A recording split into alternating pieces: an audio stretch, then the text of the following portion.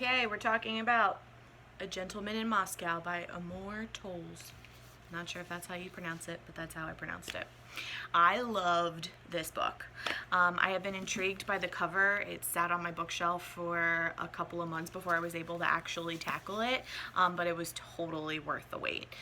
The detail with which the author goes into is impeccable and really immerses you into any setting and situation that he has throughout the book.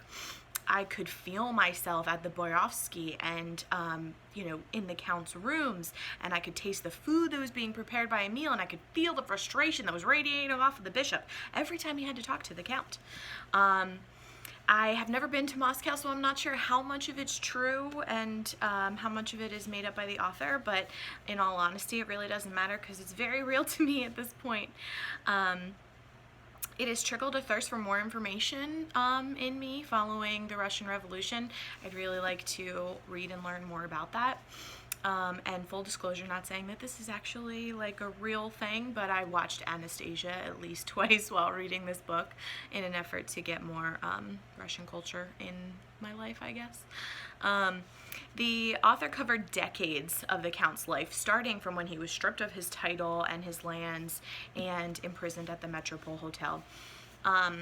But his flair for detail made skipping, decades of time very probable, especially under the circumstances that he painted, because you got to figure that the life of a prisoner is probably fairly monotonous, but little things change. For example, he does some squats and stretches every day in the morning, and it goes from 25 to 20 to 15 to 10 as he's slowly aging. So that was just really awesome.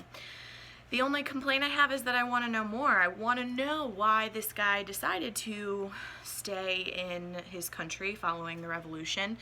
He came back into it and sent the Countess abroad, but didn't do so himself. Instead, he hung out and received punishment. And I know that we do get an answer about that, but I'm not really convinced that that's the whole story.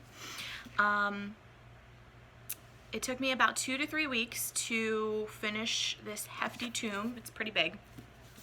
But I also didn't want it to end, and I'm really thankful that it's a book circle book.